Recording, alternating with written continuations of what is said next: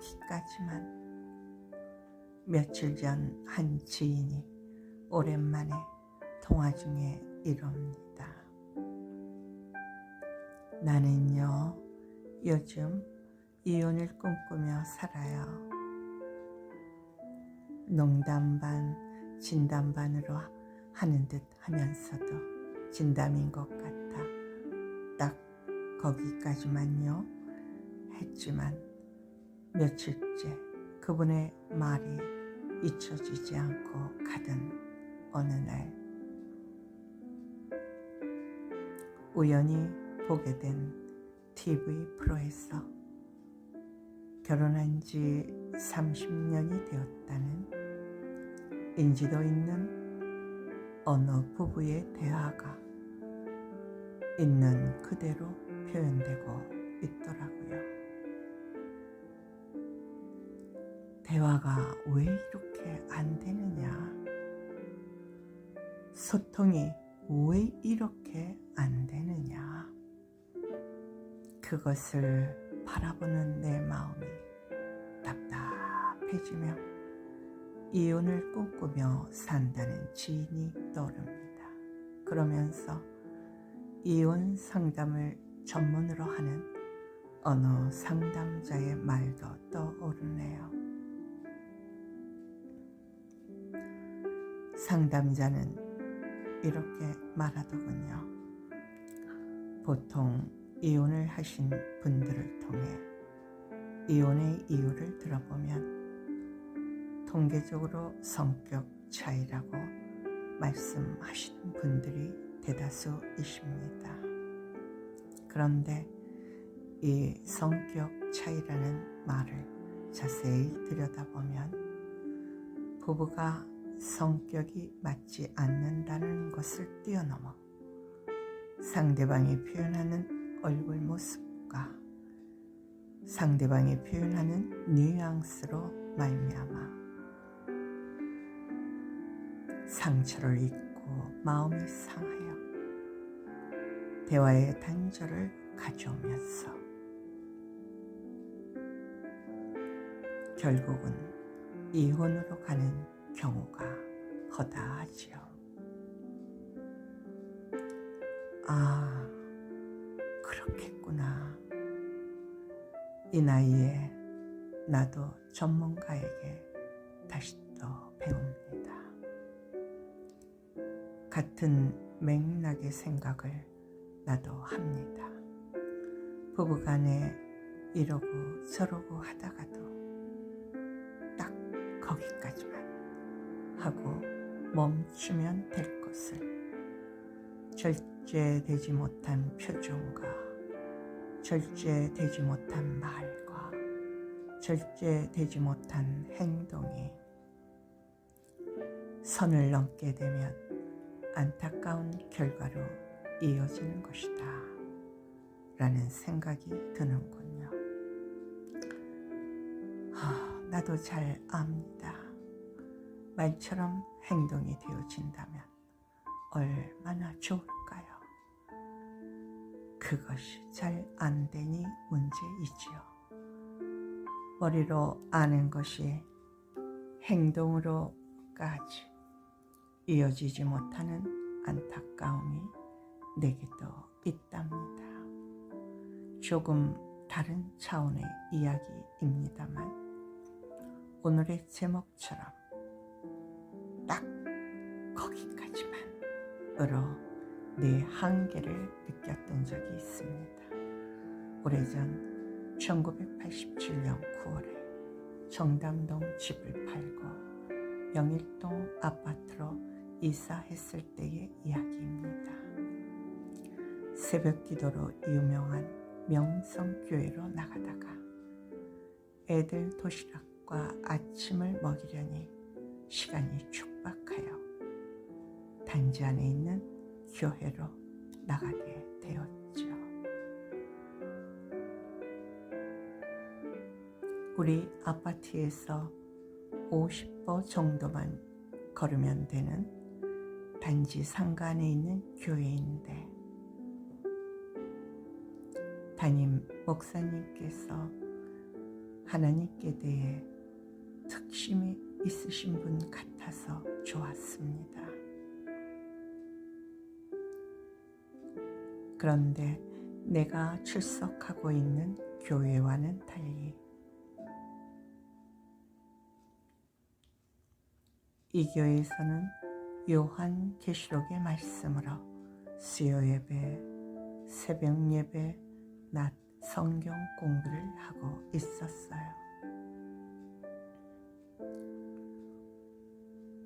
그러다 보니 날마다 새벽 기도 시간에 요한계시록 말씀을 꿀처럼 달게 먹고 듣게 되었지요.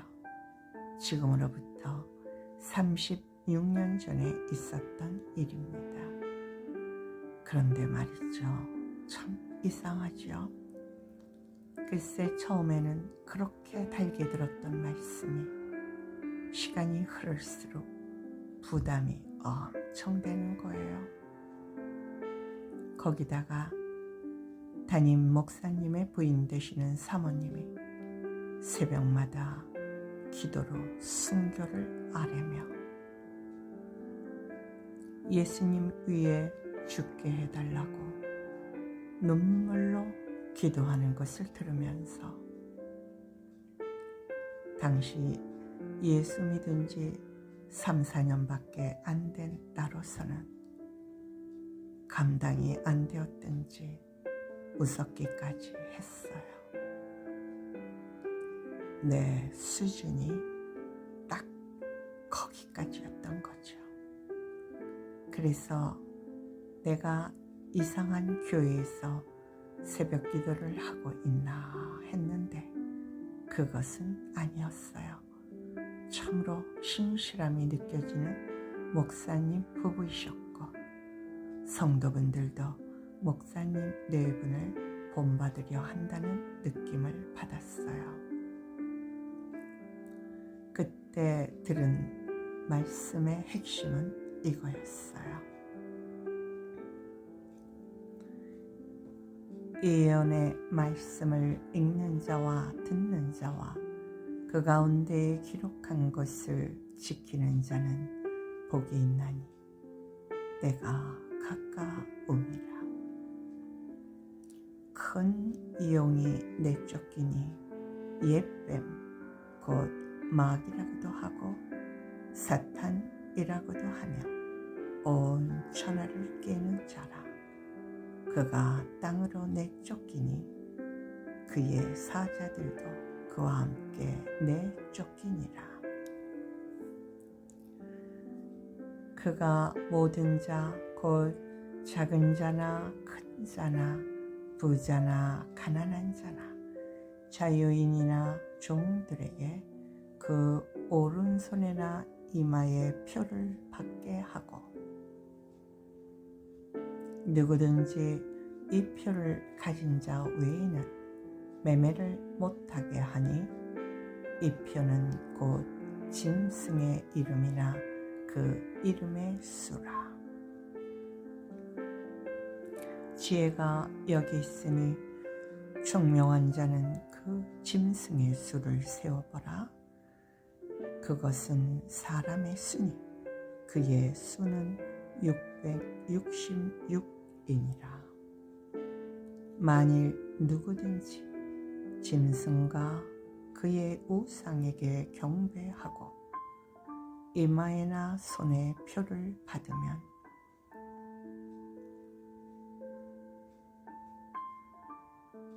그도 하나님의 진노의 포도주를 마시리니 그 진노의 잔에 섞인 것이 없이 부은 포도주라. 거룩한 천사들 앞과 어린 양 앞에서 불과 유황으로 고난을 받으리니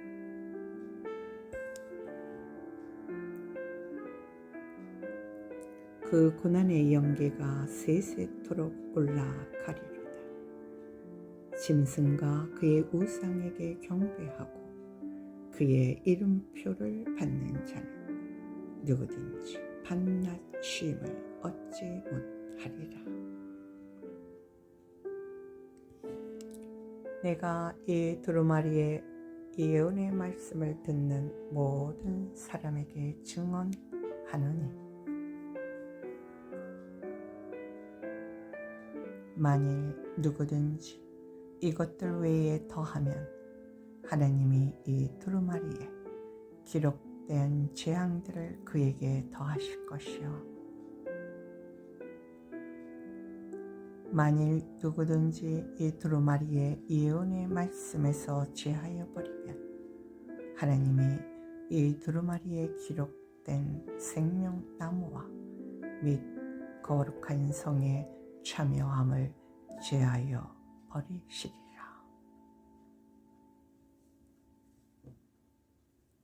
웬일일까요? 세상에 36년 전에 들었던 말씀인데도 어저께 들었던 말씀처럼 뚜렷이 떠오르네요.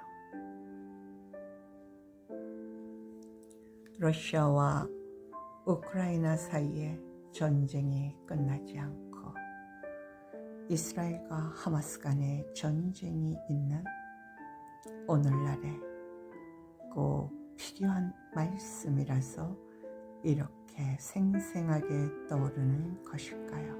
아님 그때 당시 각인된 말씀이라서 그런 것일까요? 정말로 요한계시록의 말씀이 감동으로 다가오는 요즘입니다. 그래서 요한계시록의 말씀을 요점적으로 추려보니 이러하네요. 너희는 복을 좋아한다마는 진정한 복은 요한계시록의 말씀을 읽고 듣고 지키는 것이다. 왜냐하면 예수님의 다시 오심이 가깝기 때문이다. 그렇다면 요한계시록 13장에서 나타난 적그리스도의 출현이 가깝다는 것을 너희는 알아야 한다. 너희도 알고 있듯이 하나님에게 끊임없이 대적하는 세력이 있으니 용이라고도 하고 옛뱀이라고도 하는 마귀 사탄이다. 계시록 13장에서 말하는 적그리스도는 바로 마귀 사탄의 영을 받은 자이다. 이 적그리스도가 오면 오른손이나 이마에 표를 받게 할 것이다. 이 표는 짐승의 이름으로 그 이름의 수는 666이다. 명심 또 명심. 너희가 이 짐승의 표 666을 받게 되면 세세토록 불과 유황으로 고난을 받으며 쉼을 못할 터이니 절대로 666 짐승의 표는 받지 말아야 한다. 요한계시록의 말씀은 예언의 말씀으로 꼭 그대로 이루어진다. 그러므로 이 말씀에서 빼지도 더하지도 말아야 한다. 생각하고 다시 생각해도 예사롭지 않은 때를 맞아 요한계시록의 말씀을 읽고 듣고 지켜야 할 때가 되었음을 확신하게 되니 어쩌나 하게 됩니다. 아직도 믿음 안으로 들어오지 못한 친지들, 믿음의 사람이라 하지만 때에 관심이 없는 분들, 현재에 만족하며 현재에 매달려 있는 현세적인 분들, 저들을 어찌하면 좋겠냐는 절규가 내 안에 있다 보니 우리가 빚진 자로 돼 육신에게 줘서 육신대로 살 것이 아니니라. 너희가 육신대로 살면 반드시 죽을 것이로되 영으로서 몸의 행실을 죽이면 살리니. 로마서 8장 12절에서 13절의 말씀을 떠올리게 됩니다. 그러나 내가 할 수 없음에 딱 여기까지라며 기도로 일일이 내송송하는 요즘입니다. 하나님 아버지, 저는 저들을 안타까이 여길 뿐이지 저들을 어찌할 수 없는 것을 아십니다. 그러다 보니 딱 여기까지 하게 됩니다. 어서 저들을 육의 사람에서 영의 사람들로 변화되게 하옵소서. 시대적인 때를 알게 하옵소서. 아멘, 아멘, 아멘.